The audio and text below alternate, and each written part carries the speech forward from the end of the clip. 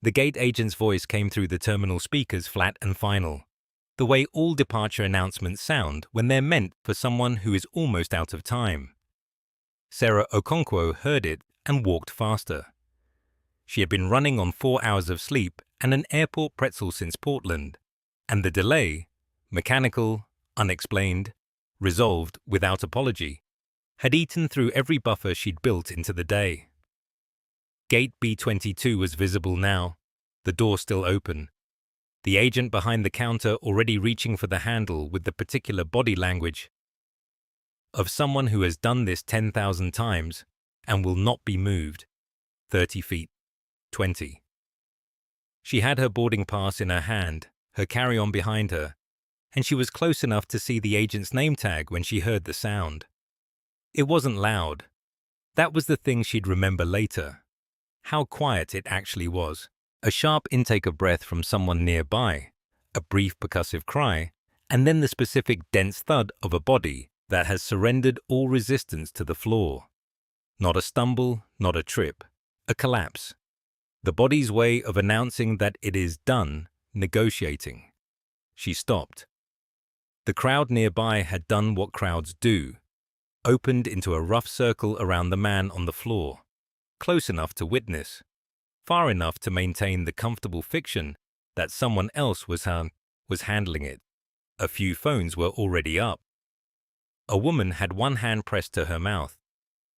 A child had turned away and buried her face in her father's coat. The man was on his back, coffee spreading in a slow dark crescent around a cup that was still rolling. He was in his late 70s, well-dressed, the kind of face that had once been handsome and had aged into something more durable. His lips held a faint blue-gray color that Sarah had seen before, in rooms with better equipment than this. She dropped her bag without looking where it landed. She was kneeling beside him before she had made any conscious decision to kneel. "I'm a nurse," she said, loud enough for the circle to hear. Her fingers found his wrist. Pulse, present, irregular, thready in the way that means the heart is working, but not working well. Breathing. There, but shallow.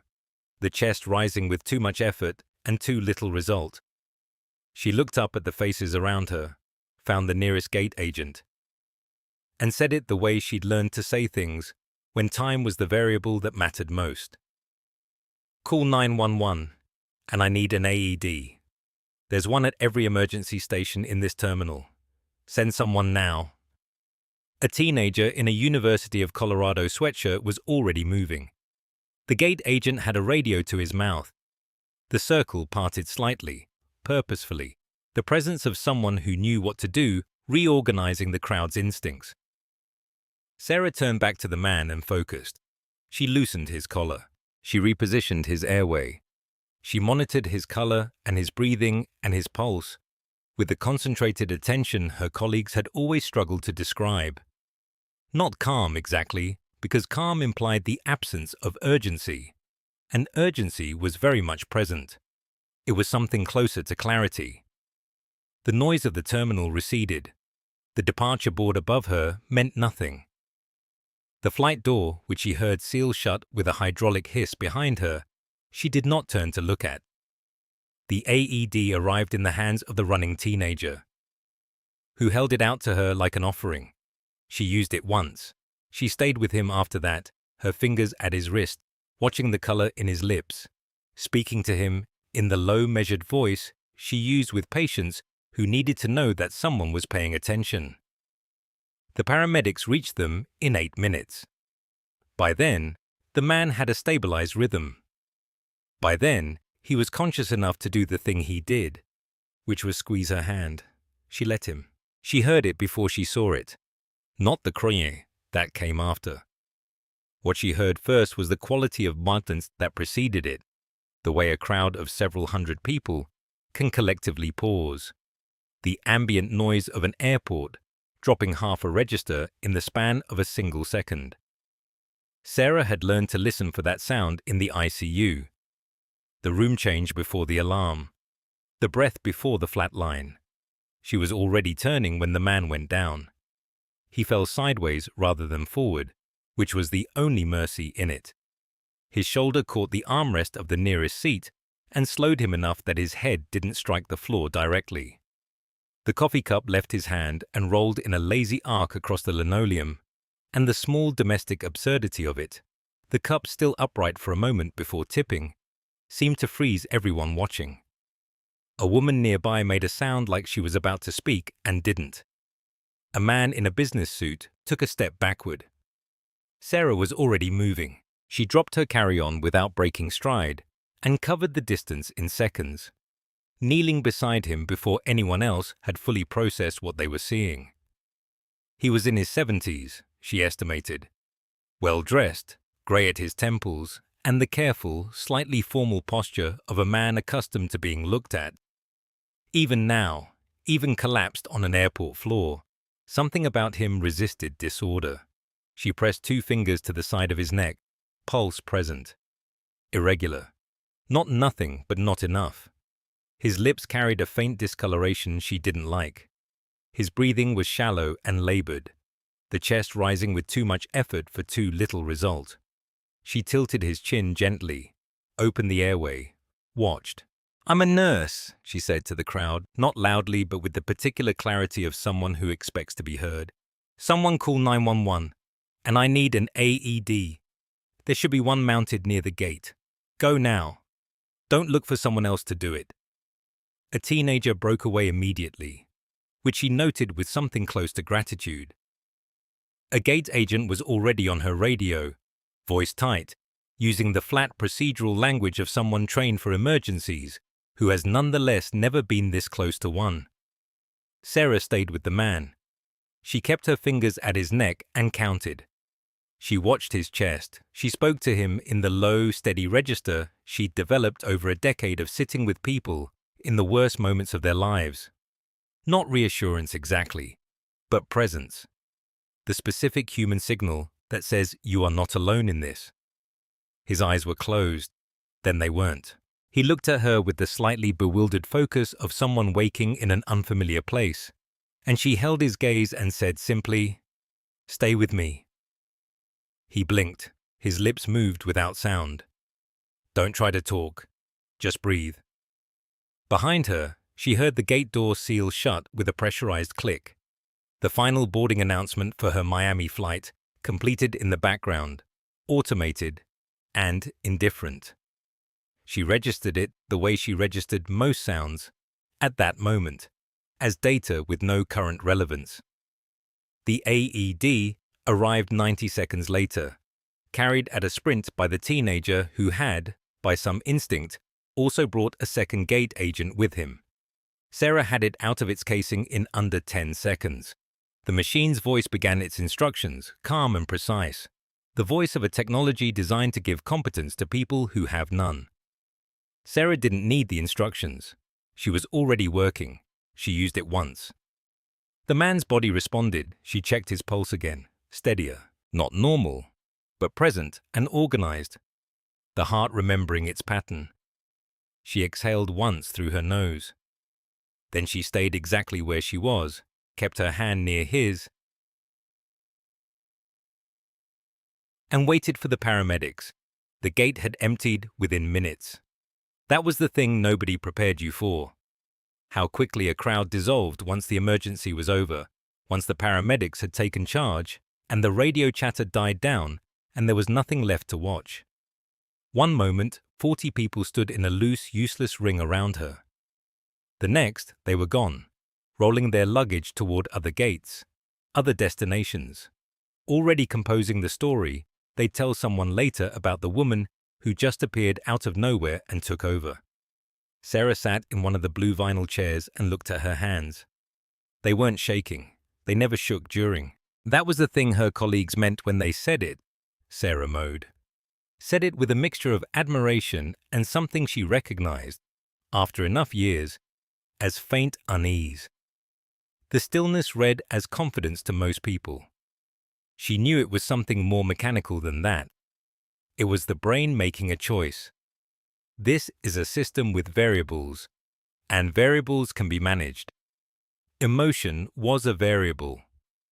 So was panic. So, apparently, was a missed flight to Miami. Her phone had 7 texts. Her sister, her nephew. A group thread that had devolved into all caps. She read them in order, wrote back one message that covered all of them, and set the phone face down on the seat beside her. The coffee cup was still on the floor. Rolling had taken it 6 or 7 feet before it caught on the edge of a chair leg. It was paper, the disposable kind, with a cardboard sleeve. Someone had written a name on it in marker. She couldn't read it from here. She thought about going to pick it up. She didn't move. What she felt in the particular quiet after the adrenaline, and she knew this feeling well, had felt it after 100 shifts that ended with a family in a hallway and a door that had to be closed gently, was not satisfaction and not grief and not pride. It was more like the sensation of a tuning fork just after it's been struck, a vibration working its way down to stillness. The body cataloguing what had just been spent. She was tired. She was going to miss dinner. The dress she'd planned to wear to the ceremony was in the checked bag already loaded onto a plane, currently ascending over the Rockies. The gate agent who'd fumbled with the radio appeared at her elbow with a bottle of water she hadn't asked for. He looked about 23. He looked like he'd had a very long afternoon. "Can I help you rebook?" he asked. "In a minute," she said. "Thank you." He nodded and left the water on the seat beside her and withdrew, which she appreciated more than the water. She twisted the cap off and drank half of it and thought about Walter, already using his name, though she'd only caught it from the paramedic's form, already thinking of him as a person rather than a presentation, which was its own kind of discipline, the learning to release. He'd been conscious when they took him. He'd had color coming back. The rhythm on the AED had been reassuring. The squeeze of his hand had been real. That would have to be enough. It almost always was. She picked up her phone and opened the airline app. There was a 7 a.m. to Miami with one seat remaining in the middle of the back row. She booked it without hesitating. Then she found the gate agent, thanked him again, and went to find something to eat, because she'd missed lunch somewhere over Oregon, and she was, she realized, extremely hungry, which was also a thing that happened after. The body finished with the emergency returning its invoices. She didn't think about what would have happened if she hadn't stopped. She rarely did. There was no useful calculation in that direction. The paramedics arrived 8 minutes after Sarah's first compression. She knew because she counted. Not obsessively, she wasn't watching a clock, but the way any nurse counts in the field, the way time becomes granular and deliberate when a body is demanding your full attention. 8 minutes from the moment her knees hit the terminal floor to the moment a paramedic's hand touched her shoulder and said, "We've got him." 8 minutes is not a long time. 8 minutes is also an eternity. She had used the AED once, early. The shock had done what it was supposed to do. A single organized contraction moving through Walter's chest like a correction. His body briefly rigid, then still, then slowly returning to something that resembled its own rhythm. After that, it was positioning and monitoring and talking to him, because he kept trying to drift somewhere she couldn't follow, and the sound of a human voice is its own kind of anchor. "Stay with me, Walter." She didn't know his name yet. She'd heard someone say it in the crowd behind her, a woman's voice, frightened, and it had lodged. "I'm trying," he said. The second time he said it, something in his voice had shifted. Less fear, more dry recognition of the absurdity of his situation. Flat on his back in an airport terminal, a stranger's fingers at his wrist. A man who had looked at his own mortality long enough that he no longer needed to perform alarm in its presence. Sarah found that she liked him for it. The paramedics were efficient and professional and took over without ego, which she appreciated. She gave them the timeline. 2 minutes from collapse to AED, 1 shock administered, rhythm stabilized, GCS trending up, suspected prior cardiac history based on the medication bracelet on his left wrist. One of them wrote it down. The other was already moving. She stepped back. This was the part no one talked about, the stepping back. The moment you transferred a patient to someone else's hands and had to trust that your 8 minutes had been enough. Every ICU nurse she'd ever worked with had a version of this. The recalibration between doing and waiting, between action and outcome. You never fully learned it. You just got more practiced at standing still while it happened. She found a chair near the gate and sat in it. Her carry-on was where she dropped it, a few feet away. Someone had moved it slightly, pushed it out of the aisle, a small, anonymous courtesy. She pulled it toward her and set it upright and rested her hands on top of the handle, and she breathed.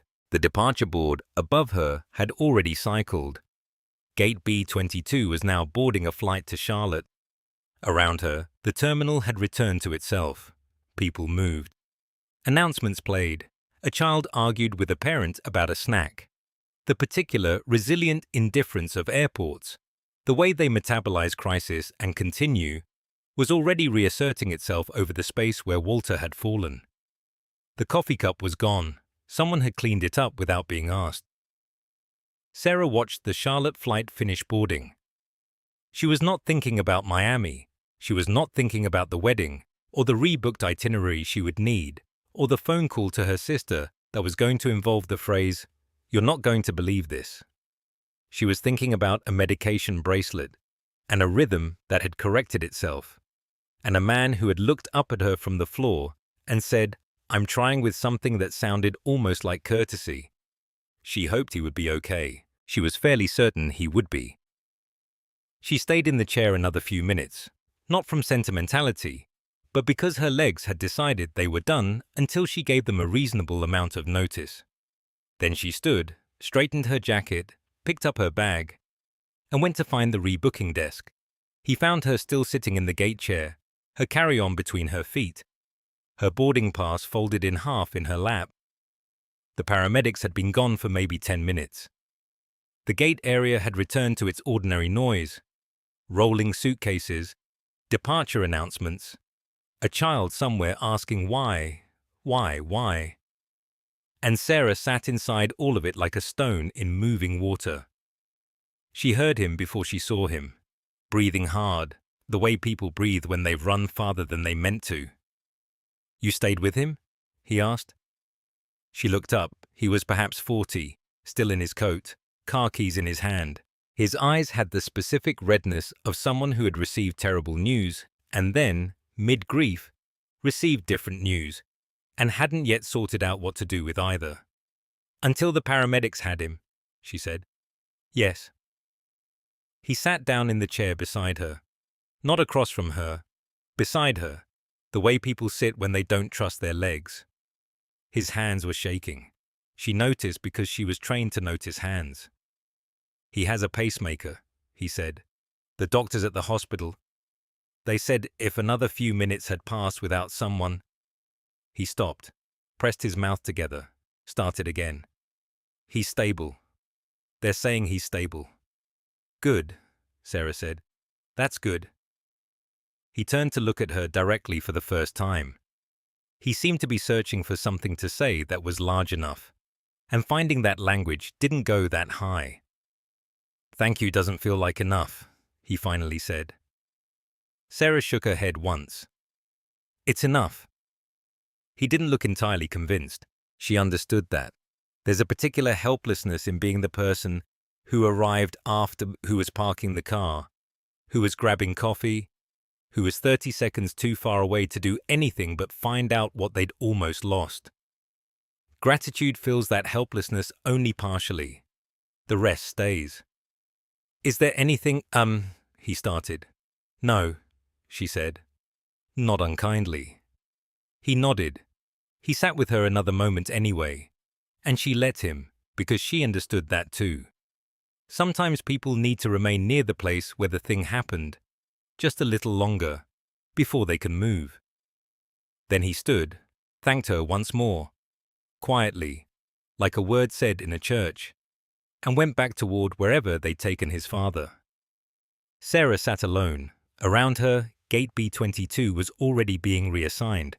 A flight to Phoenix. New passengers gathered, checked their phones, positioned their bags. The small emergency that had reorganized this particular square of floor for 20 minutes had already been absorbed back into the ordinary rhythm of the airport, the way water closes over a stone. She found the rebooking desk. She found a flight. She called her sister from a payphone because her cell had died somewhere between the AED and the ambulance. And she explained. And her sister said, of course. And Sarah said, I know. And that was most of the conversation. She found an airport bathroom, went into a stall, locked the door, and sat on the closed lid of the toilet with her coat still on. She didn't cry from sadness. It wasn't that. It was the specific physical surrender that follows adrenaline. The way the body, once it understands the emergency is over, releases everything it had been holding in reserve. It moved through her in a single long wave, and she let it, and then it was done. She washed her face. She bought a sandwich she didn't finish. She found a seat near her new gate and closed her eyes. She did not think about the man's name. She did not think about whether he would recover fully, or what his life had looked like before this afternoon, or what it would look like after. She had done what she knew how to do. The rest belonged to other people now.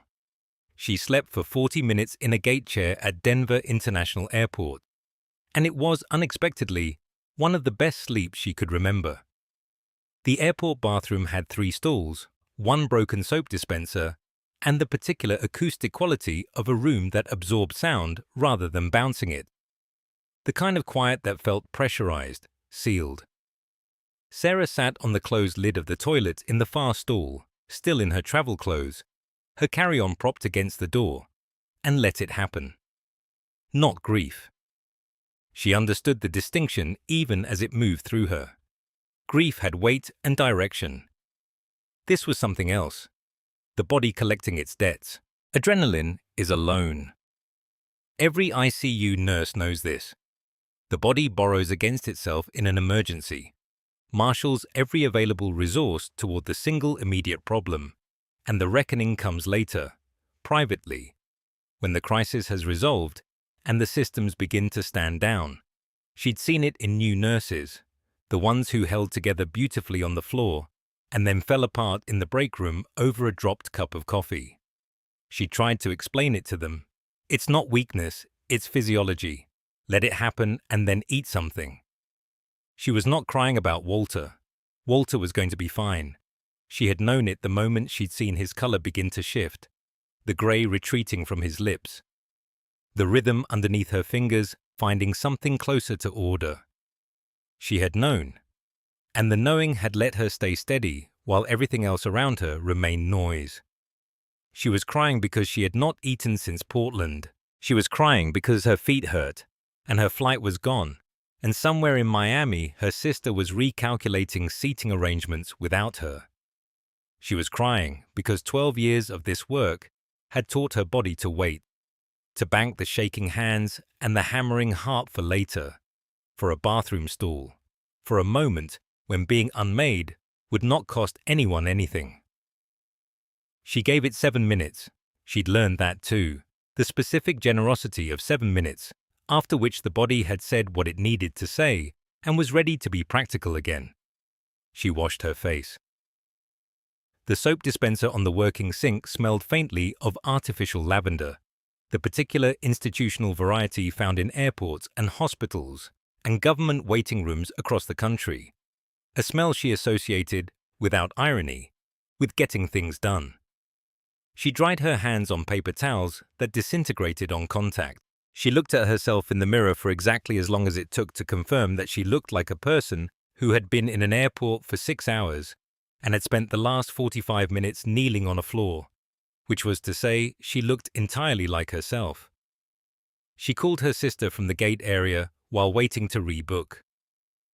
"The wedding is at 11, her sister said after Sarah had explained. Not accusatory, just assembling the logistics. "I'll be on the first flight out of here, 6:40. I'll be there by 9. A pause, the sound of someone adjusting something in the background. Flowers, perhaps, or a table number. You saved someone. Paramedics saved him. I bought them 8 minutes. Sarah.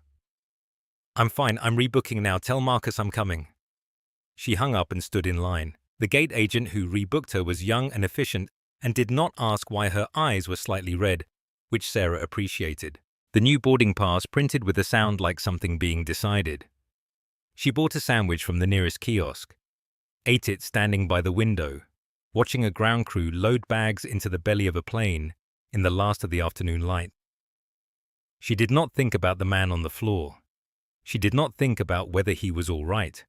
She had done what she could do, and the rest of it belonged to other people now. And this was the other thing 12 years had taught her: how to release the parts of the story that were no longer hers to carry. She finished the sandwich. She found a seat at the gate. She slept. 3 weeks after Denver, Sarah was at her kitchen table with a cup of tea gone cold when the notification came. Not to her phone, but forwarded to her work email by a colleague who'd added nothing in the subject line except 3 question marks. She almost didn't open it. The article was brief. A profile piece, really, the kind that ran in regional health publications when someone distinguished enough had been through something dramatic enough to warrant the story. There was a photograph of Walter Gaines at a ribbon-cutting ceremony. A foundation clinic in Albuquerque, the caption said, the 14th one. He looked exactly as she remembered him in those first conscious moments. Sharp-eyed, slightly amused by his own circumstances, as though life had been telling jokes at his expense for years, and he'd finally made peace with being the punchline. She read the article once quickly, the way you do when you expect to skim it. Then she read it again. 4,000 surgeries, free of charge, to patients who would otherwise have waited on lists that led nowhere. In states where the nearest cardiac specialist was a 4-hour drive and an insurance denial away. The foundation had been running for 11 years. Walter had retired from clinical practice at 68 and had apparently decided that retirement was for people with less left to do. Sarah set her phone face down on the table. Outside, her neighbor's dog was barking at something in the yard. A car passed. The refrigerator hummed. She picked the phone back up and read the last paragraph, the one her colleague's question marks had been pointing at all along. Dr. Gaines declined to identify the nurse who intervened, saying only that she had acted without hesitation and that he intended to spend whatever time he had remaining being worthy of that. She didn't ask who I was, he told the reporter. That's the part I keep thinking about. Sarah laughed. It started small, a short exhale through the nose, and then it became something fuller. The kind of laughter that arrives when the alternative is something you don't quite have words for. Not relief exactly, not surprise, something closer to the sensation of a story snapping into its correct shape. The last piece fitted into place by someone who wasn't even in the room. A cardiac nurse had saved a cardiac surgeon. She had used an AED on a man who had spent 40 years teaching other people how to protect the organ she had shocked back into rhythm. He had been sitting in an airport, traveling somewhere, carrying 11 years of other people's second chances in his chest, and she had knelt beside him on a linoleum floor and bought him a few more. And neither of them had known. She thought about that, the specific texture of not knowing, how she had sat beside him and talked to him in the low, steady voice she used when she needed a patient to remain calm. And he had looked at her with those sharp eyes and almost smiled despite everything. And she had not once thought to ask his name, or his history, or what he had done with his life. He had been a man in distress. That had been the entire relevant fact. She thought he probably understood that better than most. She closed the article. She didn't save it, didn't share it, didn't print it and pin it somewhere. It didn't feel like a thing that needed to be kept. It had already done what it came to do. She picked up her tea, found it cold, and went to put the kettle on again. Through the kitchen window, the afternoon light was doing something particular to the neighbor's maple, turning the leaves a shade of amber that wouldn't last another week. She stood there watching it for a moment. Then the kettle clicked, and she turned back to her day. The wedding reception was still going when Sarah stepped outside for air. The venue backed up against a stretch of Florida coastline, and the Atlantic was doing what it always did at night, moving without asking permission, indifferent and enormous, and somehow comforting because of it. She'd left her heels under the table an hour ago and was standing in the grass in her stockings, holding what remained of a glass of champagne she'd forgotten to finish. Inside, her nephew Marcus was dancing with his new husband. His mother, Sarah's sister Diane, was crying the good kind of tears, the kind that embarrass you and you let them anyway. The band was playing something that managed to be both corny and perfect, and the whole room had that quality that the best celebrations sometimes reach, the feeling that the moment knows it is a moment. Sarah stayed outside a little longer. She thought about Walter. Not with any particular weight, but the way you think about something that happened to you that still doesn't feel entirely real. 3 weeks since the article. She hadn't told anyone at the wedding. It had seemed like the wrong story for the occasion. Or maybe just a story she wasn't ready to explain yet. Because she wasn't sure she had an explanation. A cardiac nurse saves the cardiac surgeon. Neither of them knows. The universe does not explain its filing system. She'd called the Gaines Foundation's main line 2 days after reading the article. Not to introduce herself, she hadn't done that. She'd just asked whether they were accepting volunteer consultants for their patient outreach program. The woman on the phone had said yes. That was enough. The champagne was warm now. She drank the rest of it anyway. What she kept returning to wasn't the drama of it. The AED, the 8 minutes, the paramedics arriving when they did. What she kept returning to was Walter's hand around hers. The way he'd said, "I'm trying," with that faint note of amusement, as if even then, on the floor of a concourse, with a malfunctioning heart, he found the whole situation mildly interesting, rather than terrifying. She recognized that quality. She'd seen it in her best patients, the ones who stayed present inside the emergency rather than fleeing into panic, the ones who made her job feel like collaboration rather than rescue. She hoped he was somewhere warm tonight. She hoped he was dancing, or close enough to it.